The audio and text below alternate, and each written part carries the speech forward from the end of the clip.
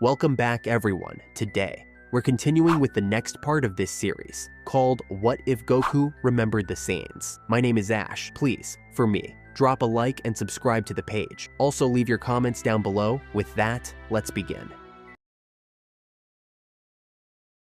Krillin nodded, a small smile tugging at his lips. Shouldn't be too hard, right? Raditz, however, wasn't convinced. Just stay out of Frieza's way. If he or any of his men show up on Namek, your best option is to hide a Dragon Ball and wait for us. Kakarot's expression tightened. So we've got a plan then. Any objections? At that moment, Bardock entered the room. The boy, who had been listening from the hallway, finally spoke up. I have one, he said, determination in his eyes. I should go with Krillin and Tien. They might need my help. Bulma turned to him, her face filled with motherly concern. It could be dangerous, dear. Bardock's voice was steady. I know, but I did pretty well against Frieza's men, didn't I? If things go bad, I can transform. That'll give us a better chance of survival. Kakarot stayed silent for a few moments, studying his son's determined face. He didn't want to put Bardock in harm's way, but the boy had a point. All right, he said finally. You can go, but be careful. I'm going too, Bulma added, suddenly, her voice firm. Bardock turned to her, eyes wide. No, Mom, it's too dangerous. Bulma wasn't backing down. Someone has to make sure you don't get into trouble. Besides, your dad and Raditz won't be too far behind us. Tien, who had been quietly listening, spoke up. Bulma, do you think you could add a gravity room to the first ship? I could probably do that, Bulma replied, thinking it over.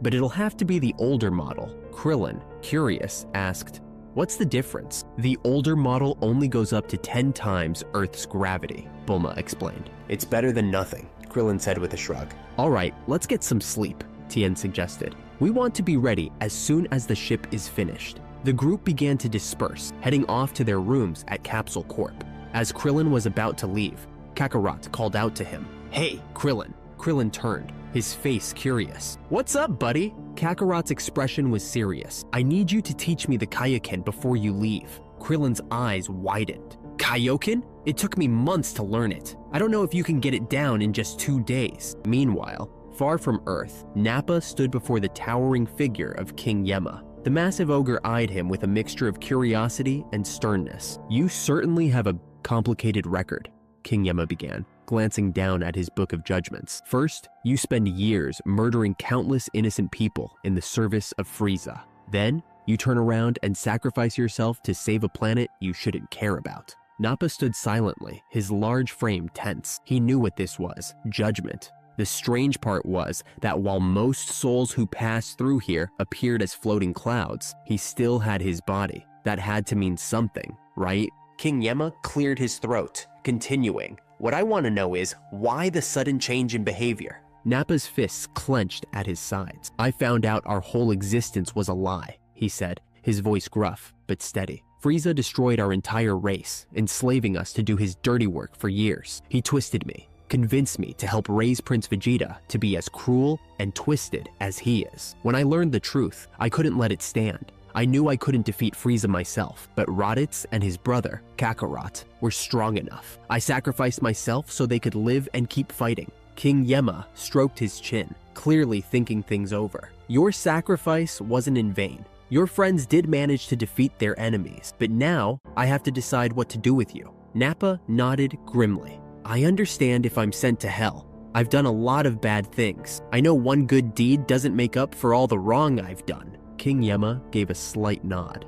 That's true, but you've impressed me. I've decided to give you a second chance. He leaned forward slightly. Word has reached me that your friends may use the Namekian Dragon Balls to wish you back to life. If that happens and you want to avoid hell, you'll need to train hard under King Kai. And once you're back, you'll need to keep walking the straight and narrow. Nappa's eyes widened in surprise, but he quickly nodded. I understand. I won't waste this chance. Good, King Yemma said. To reach King Kai, you'll need to follow Snake Way to the end. Nappa turned to see the long, winding stone path stretching off into the distance, high above a sea of yellow clouds. He gave a respectful bow. I'll start immediately, sir. See that you do, King Yemma replied, before adding, oh, and you'll have some company. The one called Yamcha and the Namekian, Piccolo, will also be training with you. A small smirk tugged at Nappa's lips. He remembered those two from the battle on Earth. They were about as strong as he was. Having some sparring partners would make the journey more interesting. The next morning, Kakarot sat cross-legged in meditation, facing Krillin. The two of them were silent, the soft hum of energy filling the room as they prepared for training. Okay, Krillin began, breaking the silence. To do the Kaioken, you first need to focus your energy, like you're getting ready to fire a blast. But instead of releasing that energy, you're going to keep it inside your body. Then, you push your energy higher and higher until it exceeds your normal limits. As he explained, Krillin demonstrated. Slowly, his power rose until his white aura flared around him.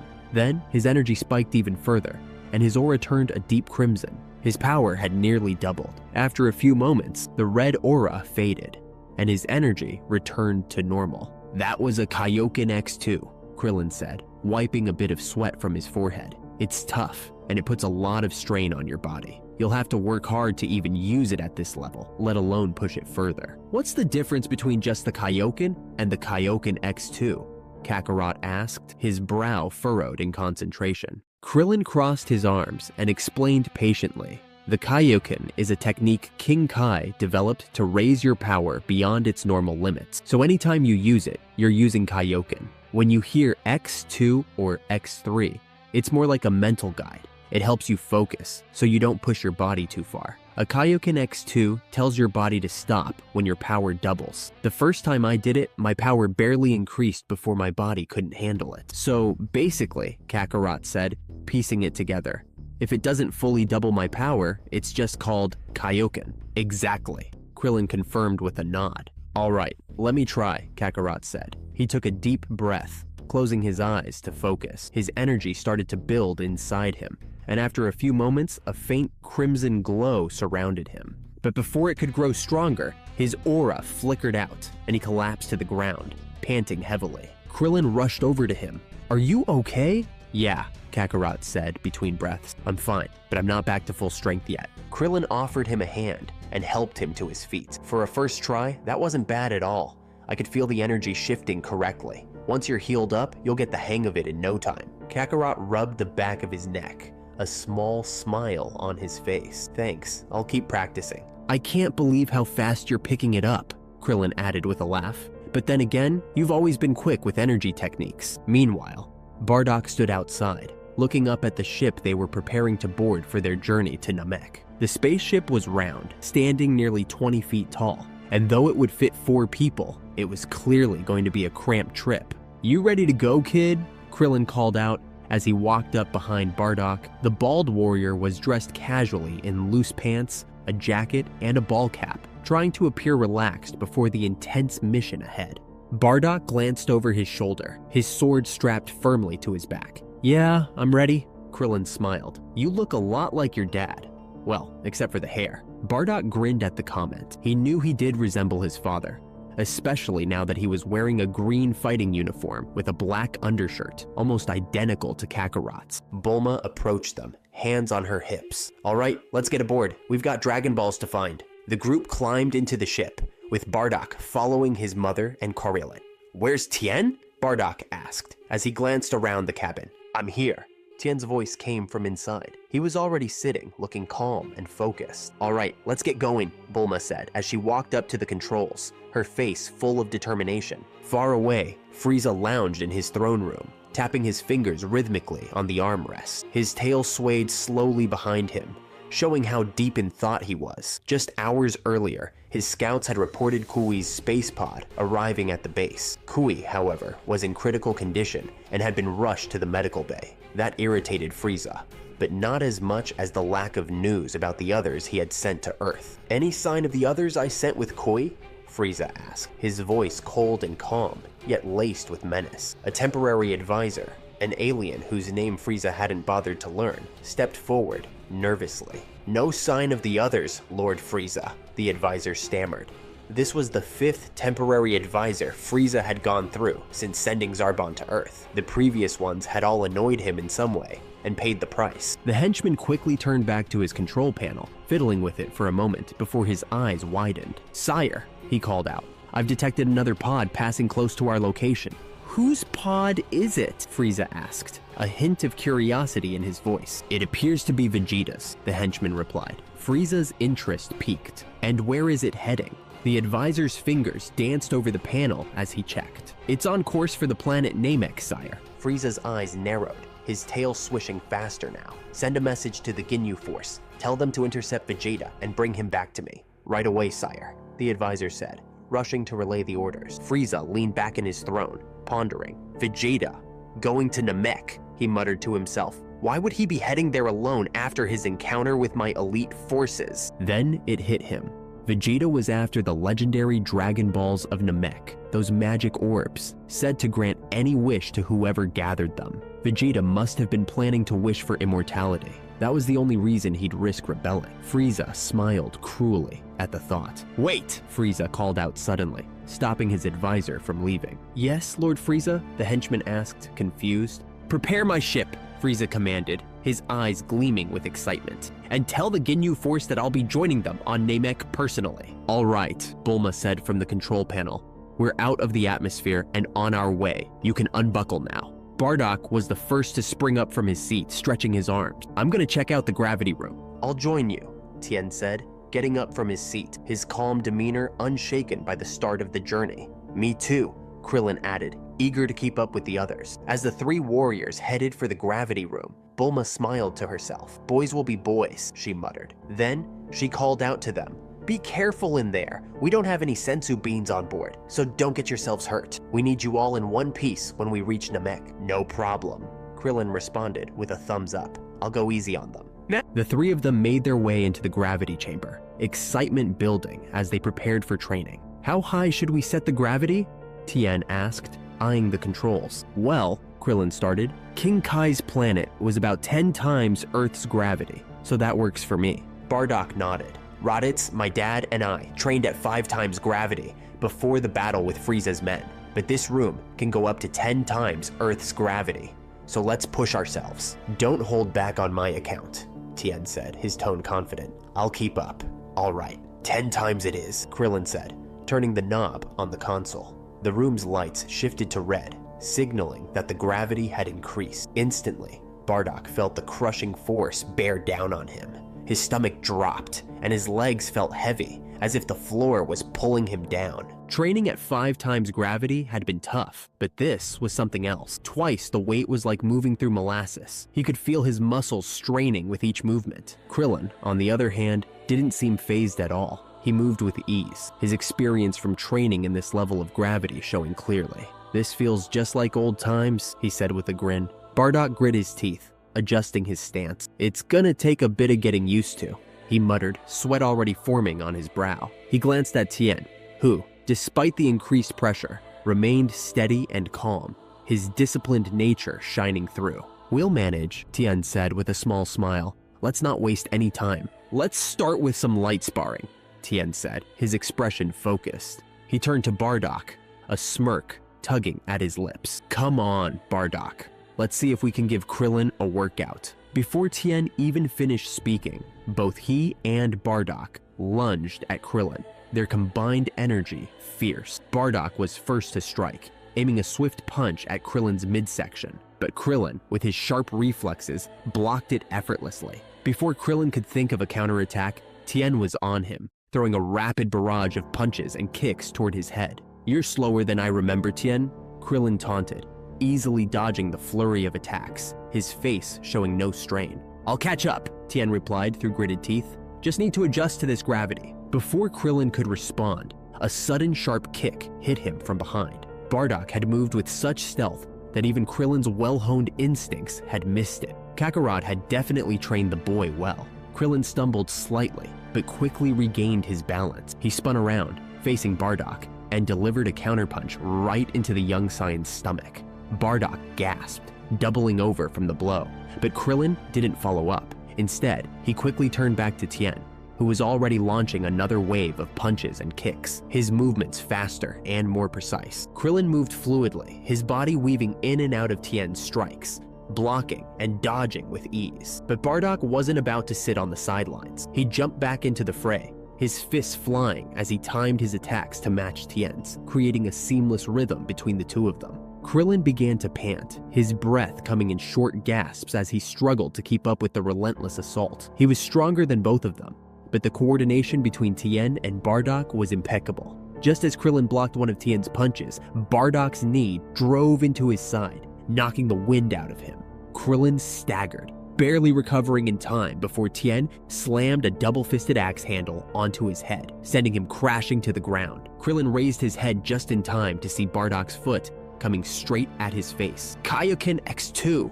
Krillin shouted, and in an instant, his aura flared a deep red, doubling his power. He raised his arm, blocking Bardock's kick with ease. Before Bardock could react, Krillin's fist shot out like lightning, hitting him squarely in the stomach and sending him sprawling. Tien, seeing his chance, charged at Krillin, but before he could land a hit, Krillin spun around and landed a powerful punch to Tien's gut, knocking him out of the fight too. A minute later, after regaining his breath, Tien rubbed his sore stomach and said, "You'll have to teach me that Kaioken technique. It could really come in handy if we run into trouble on Namek." Bardock, still catching his breath, nodded in agreement. "Yeah, that'd be good. By the way," he added, turning to Krillin with a determined grin, "when this is all over, I want a rematch, somewhere with enough room for us to fight full out." Krillin chuckled. "I don't think more space would help you that much." Bardock crossed his arms, confident. "If I had room to transform, the outcome would be different." Krillin quickly shook his head, laughing nervously. "No thanks. I saw what you did to Zarbon when you transformed. I definitely don't want to be on the receiving end of that." Nappa stood at the end of Snake Way, gazing up at the small green planet hovering overhead. It had taken him only a few days to reach the end of the long, winding path. He chuckled to himself. "No point waiting for the slowpokes," he muttered, cracking his knuckles. He had left both Piccolo and Yamcha far behind after only a few minutes of running. "Who are you calling a slowpoke?" Piccolo's voice growled from behind him. Nappa turned, smirking. "You, obviously." Piccolo narrowed his eyes, fists clenched. "Watch your tongue, Sane, or you might lose it." Nappa just laughed in response. "You haven't been paying attention, Namekian. Saiyans get stronger after every tough fight. I'm far stronger than you now." Piccolo scowled, his pride stinging. It felt like everyone was surpassing him lately. How was he ever going to achieve his goal of taking over Earth if he kept falling behind everyone? Before the tension could escalate further, Yamcha landed beside them, slightly out of breath. "If you two are done arguing, how about we focus on why we're here? Let's go meet King Kai and start training." The three warriors lifted into the air, heading toward the small planet above them. But halfway there, the intense gravity of King Kai's planet took over, pulling them down fast. Piccolo and Yamcha hit the ground hard, the unexpected weight nearly knocking the air out of them. Nappa, however, floated down gently, clearly unbothered by the gravity. "No wonder Krillin got so strong here," Yamcha said, pushing himself up slowly. "This gravity is insane." Nappa laughed smugly. "Maybe for weaklings like you." Just then, a voice called out, "So you made it." The voice belonged to a short blue alien with two antennae sticking out of his head. "You must be King Kai," Yamcha said, wiping the sweat from his brow. "That's right," King Kai replied, smiling. "Normally I'd make you tell me a joke before I train you, but watching you bicker was enough entertainment for me." Piccolo glared at him. "How dare you talk to me like that?" King Kai didn't flinch. "I dare because you need me to get stronger. If you want to train with me, you'll need to drop the attitude." Before Piccolo could respond, Yamcha quickly interjected. "So what do we start with?" King Kai, his usual cheerful demeanor now more serious, said, "First, you'll need to adjust to the gravity on this planet. It takes some getting used to. Once you've done that, I can teach you the Kaioken." In the gravity room aboard the ship, Bardock, Tien, and Krillin sat meditating, their eyes closed as they focused on their energy. "To master Kaioken, you need to find your center first," Krillin explained calmly. "Once you do that, the rest is about pushing your energy beyond its limits, but it's all about control." "Does it have a limit?" Bardock asked, his curiosity piqued. Krillin opened his eyes slightly. "It depends on how strong your body is. King Kai told me not to push it past X2, but in my fight with Zarbon, I managed to use X3. I might be able to handle X4 now, if I pushed myself." Tien stood up, taking a deep breath. "All right, I'm ready to give it a try." He clenched his fists, focusing all his energy inward. A white aura surrounded him, his power slowly rising. The room seemed to vibrate as Tien's energy continued to grow. Soon, hints of red appeared in the white aura as Tien pushed himself further. Moments later, his aura flared red, but just as quickly, it vanished, and Tien collapsed to his hands and knees, panting heavily. "That was intense," Tien gasped, his chest heaving as he tried to catch his breath. "Once you get the hang of it, you'll be able to use Kaioken quickly to boost your strength, speed, and even your senses, hearing, sight, all of it," Krillin explained, his voice calm but filled with encouragement. "I'm ready to try it," Bardock said, determination burning in his eyes. Tien raised an eyebrow, concerned. "Are you sure? I've been training my entire life, and my body feels like it's on fire right now. This technique isn't easy on anyone." Bardock met Tien's gaze and nodded firmly. "I'm ready. I need to get stronger. If we run into something bad out there, I can't be the weak link." With that, Bardock stood, clenching his fists at his sides. The familiar white aura surrounded his body as he began raising his power level. It wasn't long before the white aura started to flicker, tints of red blending into it. A few seconds later, his aura was fully crimson. Bardock focused, holding the surge of power for several moments. He could feel his body straining under the pressure, but pushed through it. Finally, he allowed the energy to recede, and the red glow faded. He took a deep breath, sweat trickling down his face, but a proud smile crossed his lips. "Not bad at all," Krillin said with a grin. "You both have the hang of it. Now it's just a matter of practice. But remember," he added, his tone turning serious, "don't overdo it. Push too far, and your body might shut down. We don't have any sensu beans with us, so take it easy." Kakarot stood near the growing sensu beans, holding up two of the freshly ripened ones from the batch Bulma had been cultivating. He tossed one to Raditz, who caught it with ease, and popped the other into his own mouth. "That's better," Kakarot said, with satisfaction as the bean worked its magic, instantly healing his body and restoring his energy. "I feel much stronger now." Raditz stretched his arms, the effects of the sensu bean already kicking in. "Is the ship ready yet?" "It should be ready in a few hours," Kakarot replied. "But before we go, I need to check on something." Raditz raised an eyebrow. "And what's that?" "I'm heading up to see if Korin has more sensu beans. We'll need as many as we can get for the trip to Namek and whatever's waiting for us there." "I figured you would," came a voice from behind them. Kakarot and Raditz turned to see Korin, the white-furred martial arts master, walking toward them with a small bag slung over his shoulder. "I've got a whole bag of beans for you to take on your trip." "Thanks, Korin," Kakarot said, grinning widely.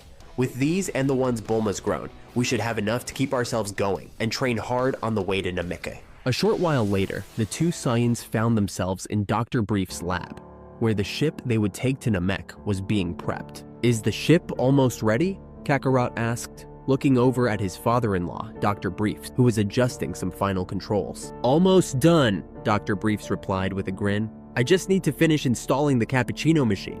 Raditz groaned, rolling his eyes. "We can do without that, Doc. Is the new gravity room good to go?" "Of course," Dr. Briefs said proudly. "It can handle up to 100 times Earth's gravity. You boys are in for quite a workout." "Good," Raditz said, eager to get moving.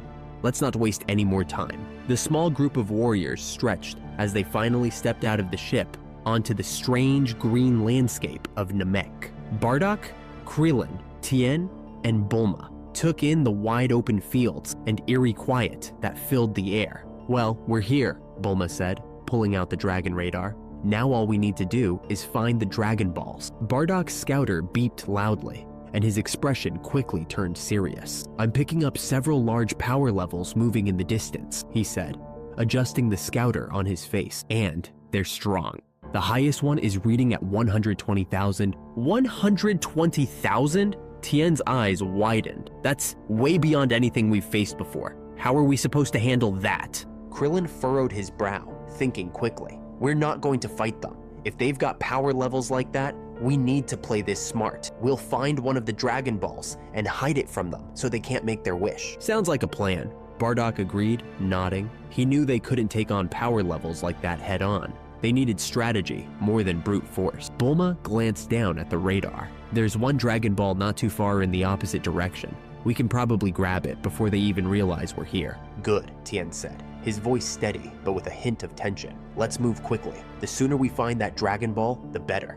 And that's it for today's episode, guys. If you watched to the end, then that could be an indication that you enjoy the series. So please leave a like on the video. Thank you and take care.